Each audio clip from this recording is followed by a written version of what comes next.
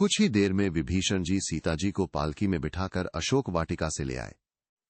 जैसे ही पालकी पास आई, राम जी ने अपने हृदय की धड़कनों को तेज होता महसूस किया, लेकिन चेहरे पर वही गंभीरता बनी रही। सीता जी को जब नीचे उतारा गया तो उन्होंने थके हारे मन से राम जी की ओर देखा और उनकी आंखों से आंसू बह निकले। राम जी ने सबके सामने एक मर्यादा पुरुषोत्तम की तरह खड़े होकर गंभीर आवाज में कहा, जनक नंदिनी सीते, रावण वध द्वारा मैंने अपने धर्म और कुल की मर्यादा की रक्षा की है। लेकिन ये सच है कि इतने समय तुम लंका में रही हो। अब समाज में तुम्हारी पवित्रता को लेकर सवाल उठ सकते हैं। तुम्हारी परीक्षा आवश्यक है। राम जी की इन कठोर बातों ने सबको चौंका दिया।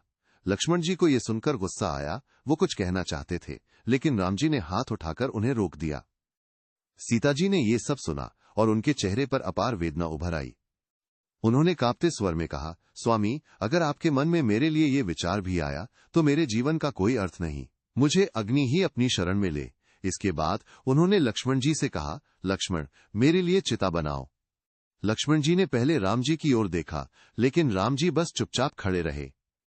विवश होकर उन्होंने लकड़ियों का ढेर लगाया और अग्नि प्रज्वलित की।